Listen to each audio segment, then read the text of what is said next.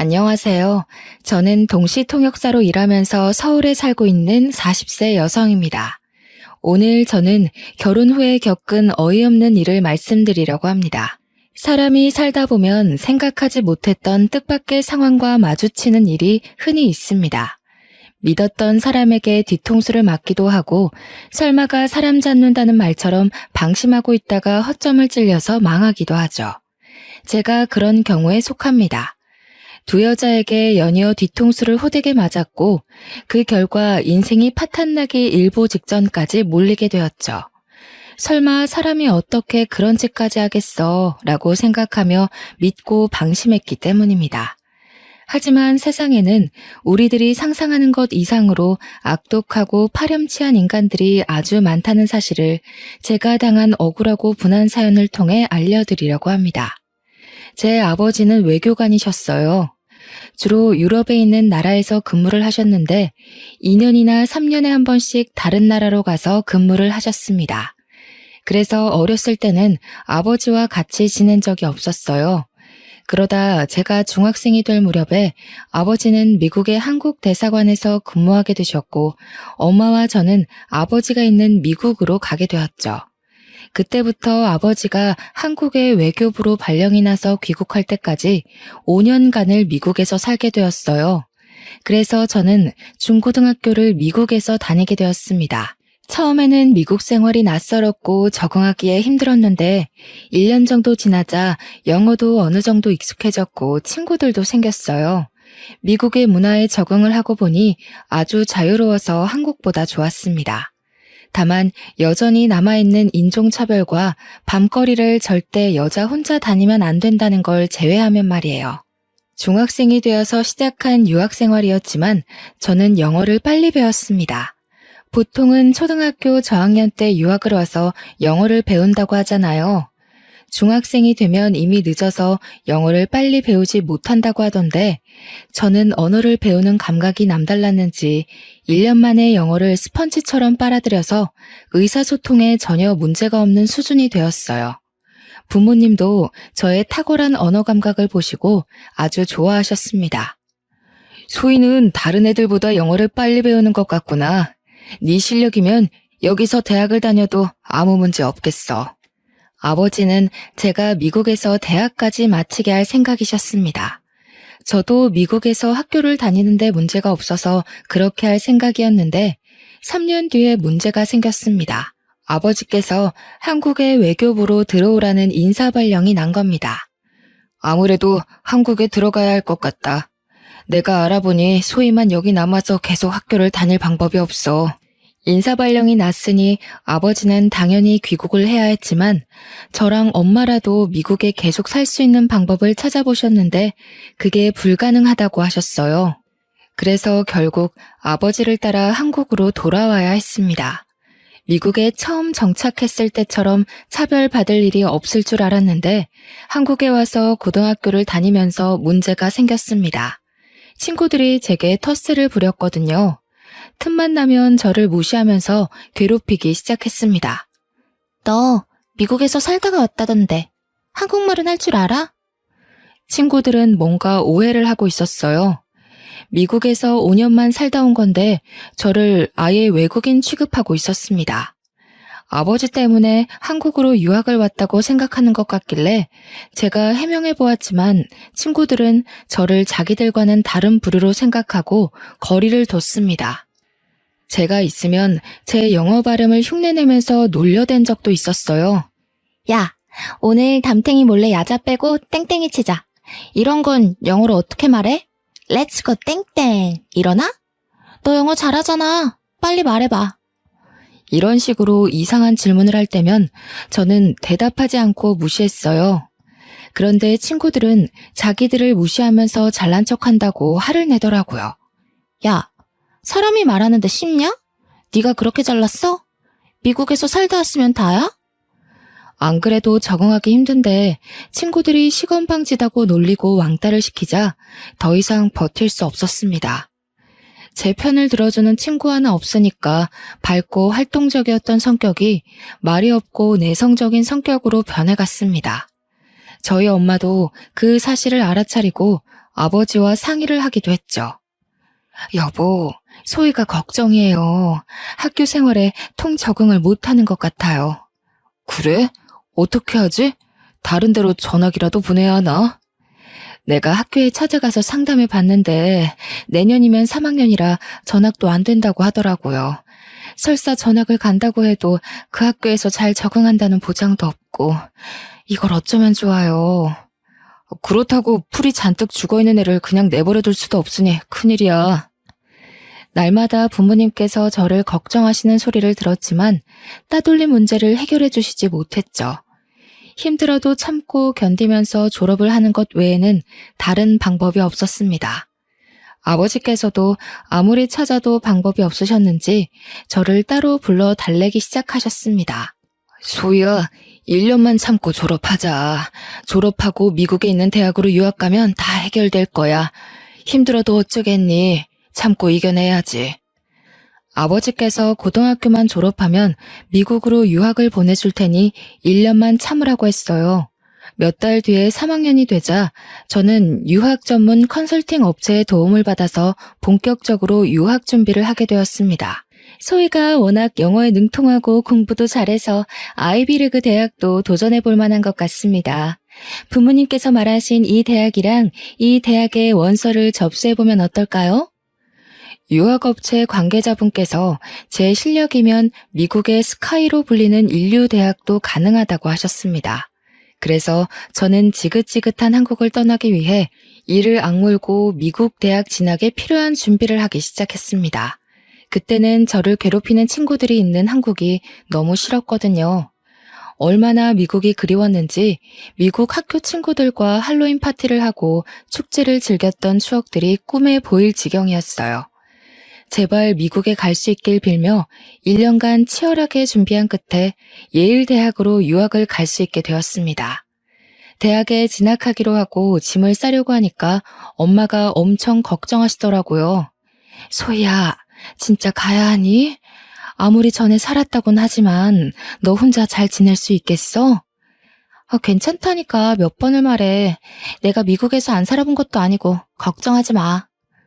제가 이렇게 말해도 엄마가 끝까지 걱정이 되셨는지 출국하는 제 손을 잡으며 울기까지 하셨습니다. 그 전에는 부모님과 같이 살았기에 문제가 없었는데 이제는 저 혼자 미국에서 살아야 하니까 불안하셨나 봐요. 그래서 엄마를 꼭 안아주며 울지 말라고 다독였습니다. 엄마, 애같이 왜 울어? 나도 이제 성이냐. 딴 생각 안 하고 공부만 해서 통역사 돼서 올 테니까 기다리고 있어. 만약 한국이 싫어서 유학을 가는 것이 아니었습니다. 동시 통역사로 장래 희망을 정해놨기 때문에 저는 꼭 유학을 가야만 했죠. 유학 전문업체 담당자도 유학 신청 서류에 장래 희망을 적어주면 붙을 확률이 높아진다고 하더라고요. 왜 미국 대학에 가려고 하느냐, 유학 생활이 너의 장래 희망에 어떤 도움이 되느냐와 같은 질문에 답을 해야만 했는데 제 생각을 읽었는지 업체 관계자가 동시 통역사라는 말을 꺼냈습니다. 유학 신청서에 내가 목표로 하는 일이 따로 있다고 적어야 돼. 예를 들자면 동시 통역사 같은 직업들을 적어주면 좋을 거야. 그 말을 듣고 저는 동시 통역사가 되기를 원한다고 적었어요. 그렇게 대학 생활을 하면서 통역사가 되기 위한 공부를 했고 국제적으로 인정받을 수 있는 자격증도 얻었습니다. 정신없이 4년을 보내고 통역사 자격을 얻고 나니 갑자기 외롭다는 생각이 들었어요. 유학 초창기만 해도 미국이 마냥 좋았는데 막상 4년이 지나고 보니 이젠 고국인 한국이 너무 그리워지더라고요. 그래서 저는 동시 통역사를 필요로 하는 미국 회사로 취업하거나 시민권을 얻어서 눌러앉을 수 있었지만 한국행을 선택했습니다. 갑자기 한국으로 간다니까 친구들도 절 붙잡는데 당연히 아버지께서도 절 말렸죠. 제가 오랜 고민 끝에 한국행을 통보하니까 아버지께서 한숨을 쉬며 말씀하셨습니다. 너도 이제 성인이니 여러 가지 고려해서 결정한 거겠지만 기왕 나간 김에 미국 시민권을 따는 게 어떠겠니? 다시 한번 생각해봐라. 나중에 후회할 거다. 아버지, 전 얼른 한국 가고 싶어요. 이제 혼자서 사는 거 지긋지긋해졌단 말이에요. 그리고 저도 무턱대고 한국 가겠다는 거 아니에요. 스카웃 받은 곳이 있어서 그곳으로 갈 거예요. 아버지가 가길 원했던 미국 대기업은 아니었지만 한국에서 이름만 대면 누구나 알 법한 땡땡그룹과 동시 통역사 계약을 하게 되었거든요. 몇 분 동안 전화 실랑이를 펼친 끝에 결국 아버지께서 두 손 두 발을 드셨습니다. 땡땡그룹에서 3년 동안 일을 하고 있었을 때였을까요? 제가 30을 바라볼 때쯤 남편을 만나게 되었어요. 영국에서 열린 무역 박람회장에서 마케팅 팀장이었던 남편을 처음 만나게 되었습니다. 정말 잘생기고 키도 훤칠한 게 여자들한테 인기가 많을 것 같더라고요. 보는 순간 호감이 들어서 남편과 눈이 마주치자마자 웃으며 인사했습니다. 남편도 저를 보고 환하게 미소 지으며 예의 바르게 인사해 주었죠. 안녕하세요. 정철민이라고 합니다. 잘 부탁드려요. 네, 반가워요. 제가 들으니까 미국에 있는 대학을 나오셨다고 하던데 맞나요? 네, 몇 년 동안 미국 물 좀 먹었습니다. 혹시 어느 대학 나오셨나요? 예일대학에서 경영학 공부를 했어요. 어머, 저도 그 대학 나왔어요. 정말요? 여기서 유학 동창을 만나다니 더 반갑네요. 전공이 달라서 몰랐는데 남편과 제가 동창이었더라고요. 그걸 계기로 저희는 빠르게 가까워졌습니다. 틈나는 대로 사적인 대화도 많이 나누고 전화나 문자도 자주 나누었죠. 박람회가 끝날 무렵 남편이 제게 먼저 대쉬를 하기도 하였습니다. 소희 씨, 이번 회의 때 동시통역을 아주 잘해주셔서 감사합니다. 제가 밥 한 끼 사드리고 싶은데 한국에 돌아가서도 연락드려도 될까요? 네, 물론이죠. 언제든지 연락 주세요. 남편과 대화가 너무 잘 통해서 남편에게 연락이 안 와도 제가 해볼 생각이었습니다. 하지만 한국으로 귀국한 뒤에 여러 국제 행사를 따라다니느라 남편에게 연락해볼 시간이 없었죠. 그런데 어느 날 남편에게서 문자가 한 통 왔습니다. 저녁을 먹자는 제안을 하길래 반가운 마음에 얼른 약속을 잡았는데요. 제가 잠깐 시간을 내서 밥만 먹고 헤어졌는데 며칠 뒤에 바로 연락이 왔습니다.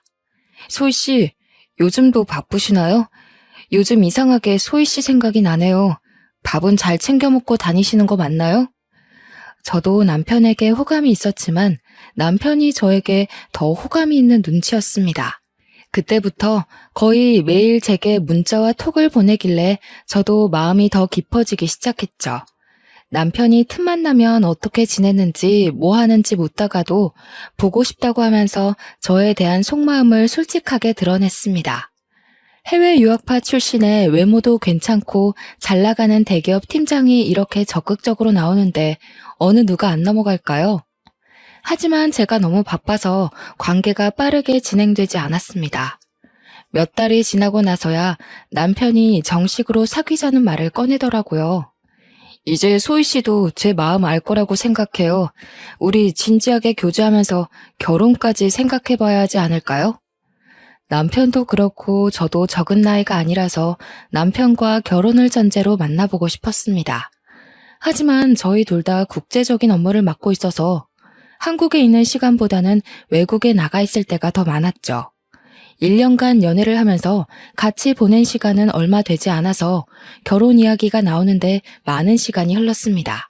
그러다 그가 국내 업무를 맡게 되었을 때 제게 프로포즈를 했습니다. 30대 중반에 들어서니 결혼 문제를 더 이상 미룰 수 없겠더라고요. 남편과 몇 개월 만난 것도 아니고 3년 정도 교제했으니 결혼할 때가 왔다고 생각했습니다. 그래서 결혼을 허락받으려고 시댁에 찾아갔죠.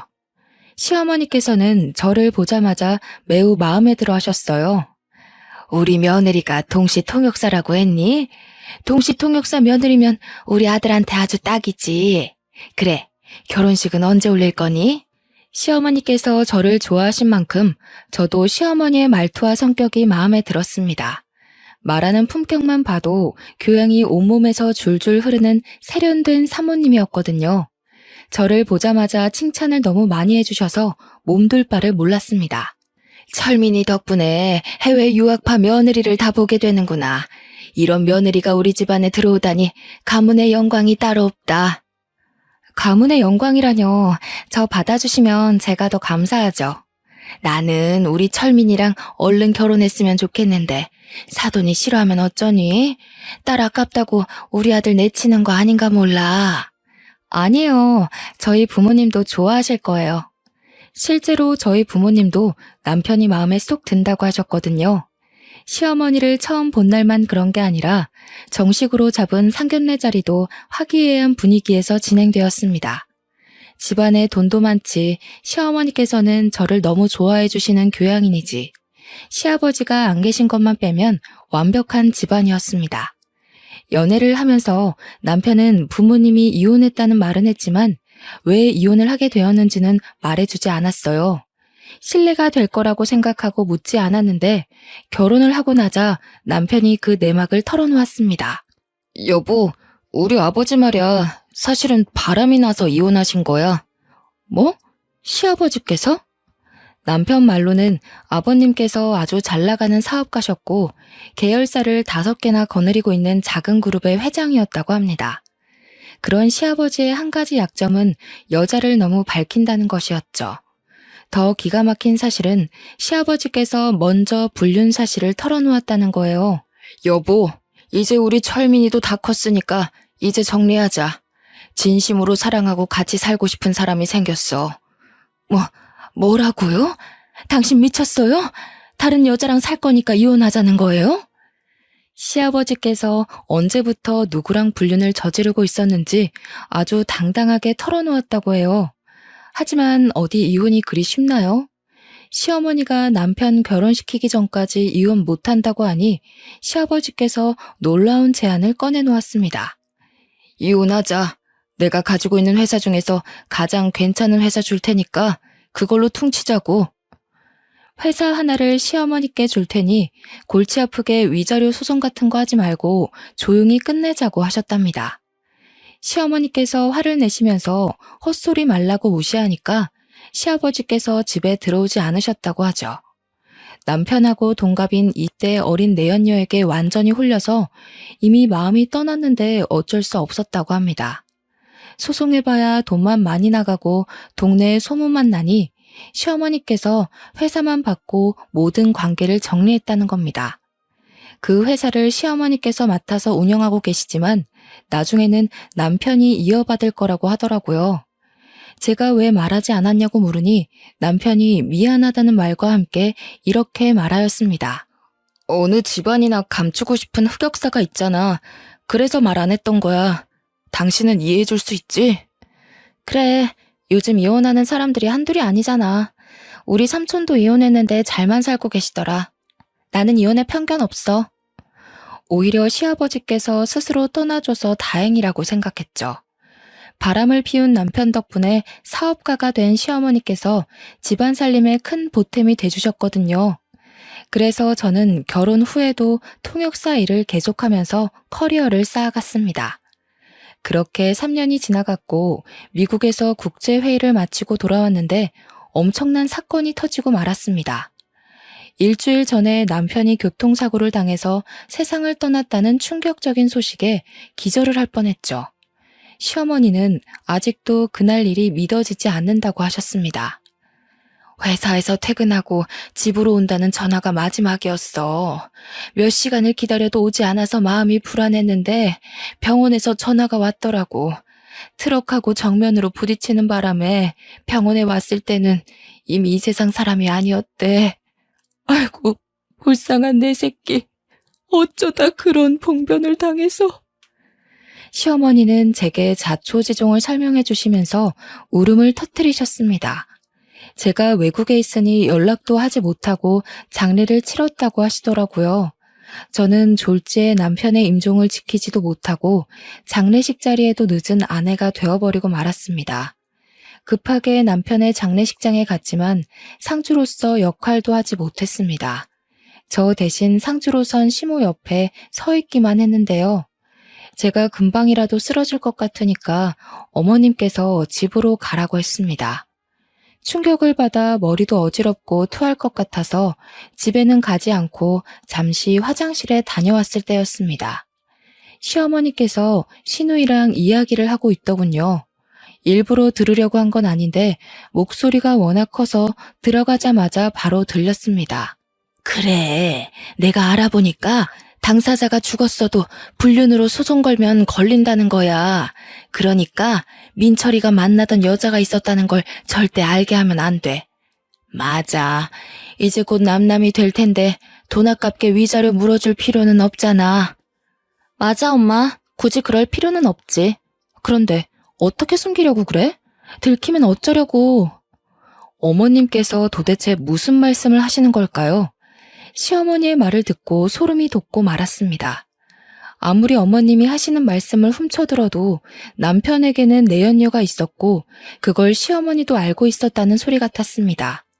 며칠 동안 패닉 상태에 빠져서 아무것도 하지 못하고 집에 누워 있어야 할 정도로 정신적인 충격을 받았죠. 그때 보험회사에서 전화가 한 통 왔습니다. 안녕하세요. 땡땡 보험사 김주민 팀장입니다. 정철민 씨 아내분 되시죠? 사망보험금 지급 문제로 연락을 드렸는데 경황이 없으시겠지만 보험사에 한번 들려주시길 바랍니다. 네? 보험사요? 저희 남편 사망보험금이... 그제서야 죽은 남편 이름으로 가입했던 생명보험이 생각나더군요. 남편 사망 시 보험금은 제가 받기로 되어 있었습니다. 지금 남편분 사망사고에 대한 경찰 조사는 끝났지만 저희 쪽 조사는 아직 진행 중입니다. 거기에 관련된 보고를 드리려고 하는데요. 언제쯤 뵐 수 있을까요? 보험회사로 가보니 사고조사 담당자가 사망사고의 경우에는 경찰 조사와는 별도로 보험회사에서 다시 조사를 한다고 하더라고요. 보험금을 노린 자살이나 타살 사례가 워낙 많아서 면밀하게 들여본다고 하셨습니다. 그래서 얼마나 걸릴까요? 보험금 지급이 걸린 문제여서 경찰보다 더 철저하게 조사합니다. 그래서 조금 더 기다리셔야 합니다. 한 달은 걸릴 것 같은데 우선 사고 당시에 같이 계셨던 여성분도 저희가 불러서 증언을 들어야 하고. 네? 같이 있었던 여성이라고요? 네, 경찰 조사에는 동승한 여성이 있었다고 적혀 있었습니다. 그게 누구죠? 그건 저희가 말씀드릴 수 없습니다. 경찰 쪽에 문의드려도 저희처럼 안 된다고 하실 거예요. 대신 담당자분께서 사고에 대한 대략적인 설명은 해주셨습니다. 자세히 들어보니 시어머니께서 하신 말과 전혀 달랐습니다. 남편이 퇴근하고 혼자 집으로 가다가 사고가 났다고 했는데 사실 양평에서 사고를 당했다고 하더라고요. 저희 집과는 정반대에 있는 곳이었습니다. 그래서 저는 바로 경찰서를 찾아가서 남편의 사고를 조사했던 경찰관을 만났습니다. 경찰관 분께서 제 신분을 확인하고 서류에 사인을 하라고 한 다음에 남편이 어떻게 사고를 당해서 죽게 되었는지 자세하게 말해주셨죠. 경찰에서는 이미 종결된 사건이니까 전부 말씀드릴게요. 먼저 동승했던 여성분이 있었던 건 사실입니다. 사고가 난 다음에 신고도 그 여성분이 했으니까요. 여기 그 여성분이 증언한 내용입니다. 내연녀의 말에 따르면 그날 남편과 같이 양평으로 드라이브를 갔다고 합니다.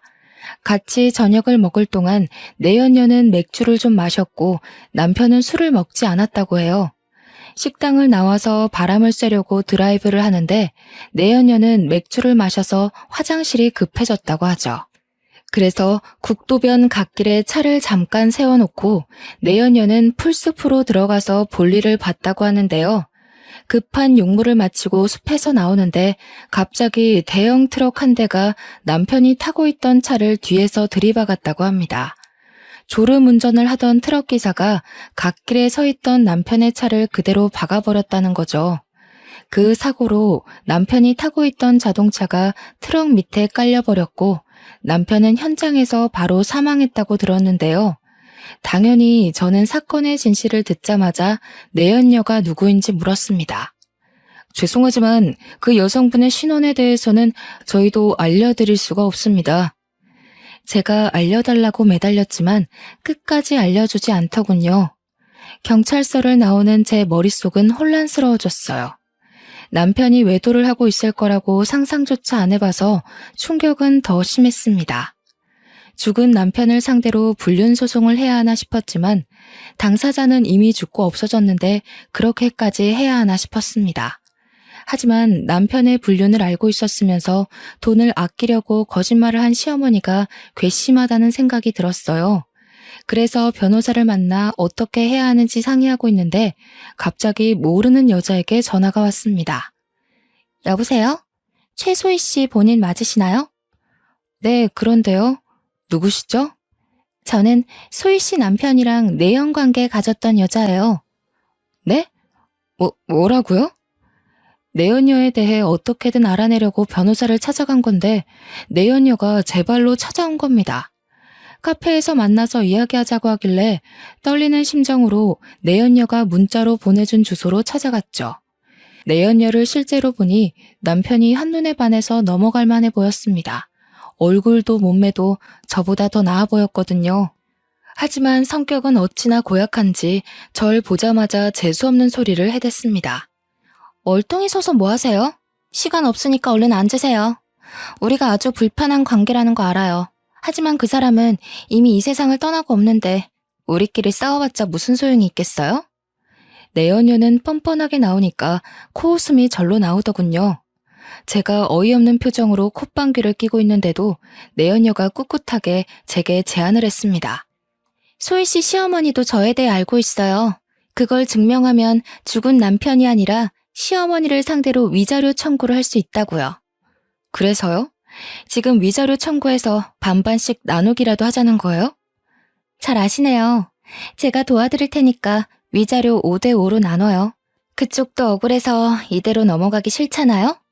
뭐가 그렇게 당당해요? 시어머니 골탕 먹일 증거라도 가지고 있어요? 제가 이렇게 물으니까 내연녀가 녹음 파일을 몇 개 들려주었어요. 내연녀가 시어머니와 나눈 대화를 몰래 녹음했더라고요. 녹음본은 당연히 내연녀와 남편이 저 몰래 만나고 있는 걸 잘 숨기고 있으라는 내용이었죠. 소희 씨가 해외 출장 가면 저희 둘이 같이 살았어요. 아파트 근처에 있는 CCTV도 증거로 내세요. 저희가 들어간 시간대에 시어머니도 자주 집에 들린다는 거 증명할 수 있을 거예요. 내연녀 말로는 시어머니께서 저보다는 자기를 며느리로 앉히고 싶다는 말을 자주 했다고 하더라고요. 저는 그 말을 믿지 않았지만 내연녀는 시어머니가 제 뒷담을 한 것까지 녹음해놓고 있었습니다. 최소희 그 애는 툭 하면 비행기 타고 날라버리니? 마누라가 옆에 있어야 마누라지. 1년의 절반은 외국에 나가 있는 년이 무슨 마누라야?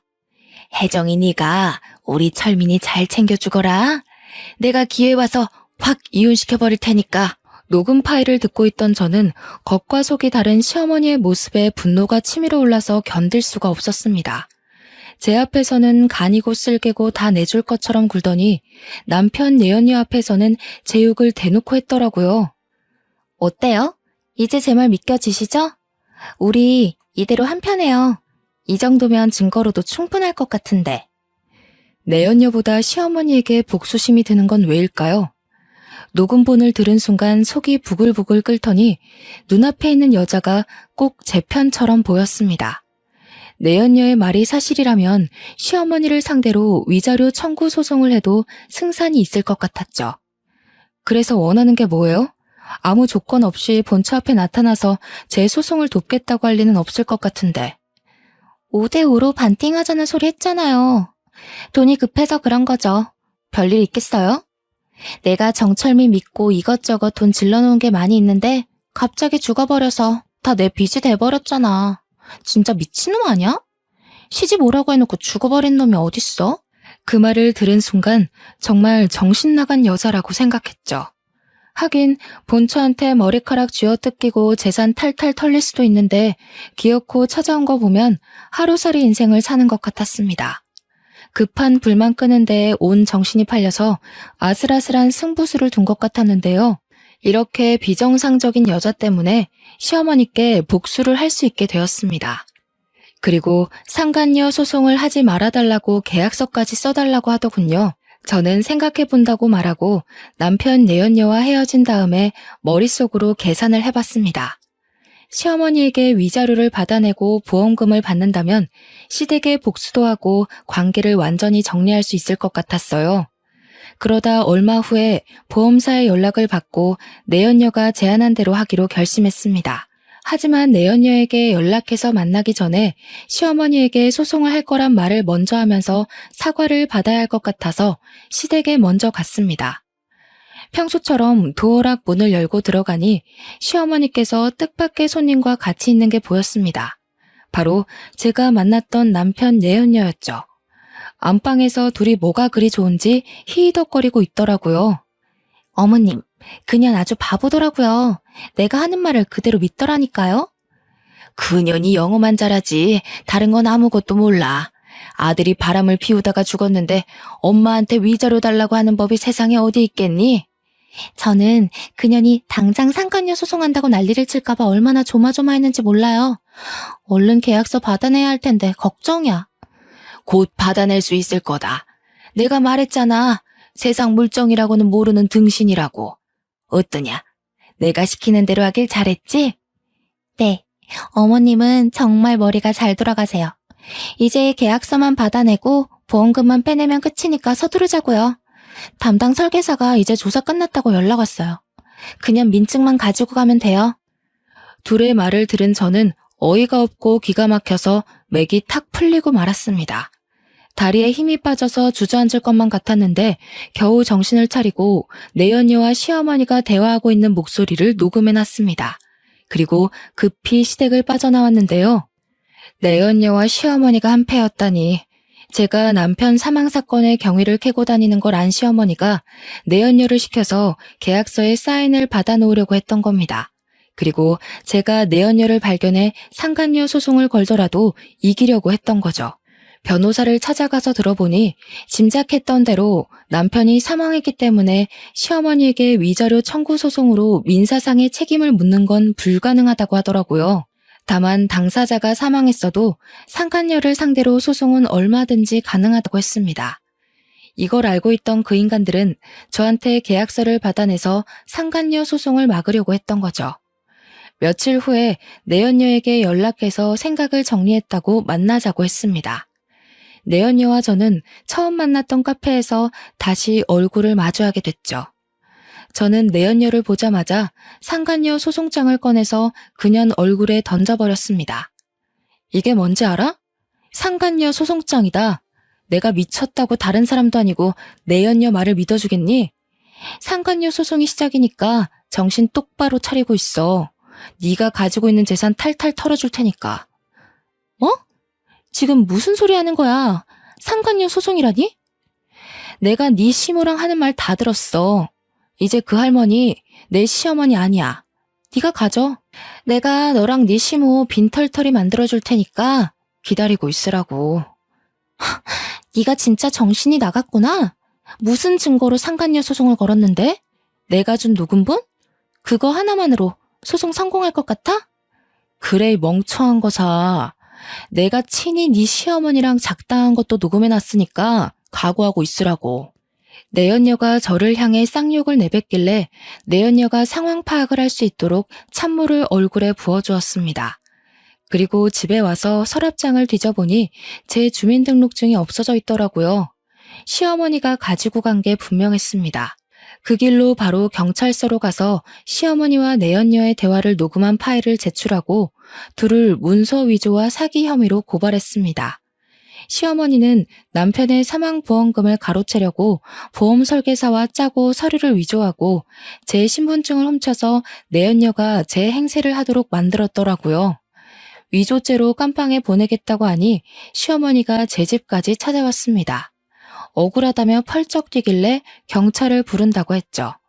그랬더니 이번엔 내연녀 탓을 하며 제게 매달리더군요. 나는 널 속이려고 한 게 아니다. 철민이랑 바람핀 년이 나한테 협박해서 그랬어. 나는 시키는 대로 했을 뿐이야. 나는 아무 잘못도 없으니까 한 번만 봐주라, 응? 봐주긴 뭘 봐줘야죠? 내연녀보다 더 나쁜 게 어머님이에요. 어머님 양심이 있으면 제대로 죗값 받으면서 제 인생에서 나타나지 말아주세요. 소희야, 왜 그러니? 왜 내 말을 안 믿어줘? 나보다 내연녀 말을 믿는 게 이상한 거야. 그래, 그 녹음본도 내연녀가 위조한 거다. 그러니까 나 좀 살려줘. 위조한 거라고요? 말도 안 되는 소리 하지 마세요. 제가 어머님 말을 믿을 것 같아요. 경찰 불렀으니까 나중에 법정에서 보게요. 안 돼. 진짜로 경찰을 불렀다고? 이 우라질 같은 거사. 감히 날 신고해? 내가 밥 해주고 집 지어준 건 생각도 안 하니? 부모같이 대해줬건만 근본도 없는 년이. 결국 제가 부른 경찰이 와서 시어머니를 끌고 가는데도 끝까지 자기는 아무 잘못 없다고 욕설을 내뱉더라고요. 그렇지만 경찰이 조사 과정에서 확보한 증거를 들이대자 그제서야 잘못했다고 울고불고 난리를 치면서 제게 보험금을 돌려줄 테니 용서해달라고 빌었습니다. 하지만 이건 돈이 문제가 아니라 인간이 가져야 할 양심과 법적인 문제였어요. 아무리 돈에 눈이 멀어도 미망인이 된 며느리를 속이고 내연녀와 편을 먹다녀. 시어머니가 더 이상 사람으로 보이지 않았고 도저히 용서할 수 없었습니다. 내연녀는 물론 시어머니에게 위자료 소송을 걸었는데요. 내연녀와 시어머니는 제게 거액의 위자료를 물어줘야 했습니다. 그리고 민사상의 책임을 졌으니 이젠 법이 정한 형사상의 책임을 질 차례였어요. 시어머니와 내연녀는 구속되어서 법의 심판을 받게 되었습니다. 자기 꾀에 자기가 빠진다는 말처럼 자신의 잘못을 피하려고 무리를 해서 머리를 굴리다 보면 자승자박의 꼴이 되기 마련입니다. 잘못된 행동을 하지 않는 게 가장 좋겠지만 잘못을 저질렀다면 잔머리를 굴리면서 피하려고 하지 말고 솔직하게 잘못을 인정하고 그에 합당한 대가를 치러야 한다고 생각해요. 그렇지 않으면 더 큰 화가 반드시 돌아온다는 걸 기억하시길 바랍니다. 저는 깜빵에서 썩어가고 있는 시어머니와 내연녀를 보며 오늘도 정의롭게 살아가야 한다고 느끼고 있습니다. 제 할 거 열심히 하면서 기회가 되면 좋은 사람 만나가며 즐겨야죠. 상처를 너무 많이 받아서 제 팔자의 결혼은 무리일 것 같습니다. 끝까지 읽어주신 모든 분들은 저랑 다르게 가족들과 행복하게 잘 지내시길 바랍니다. 감사합니다.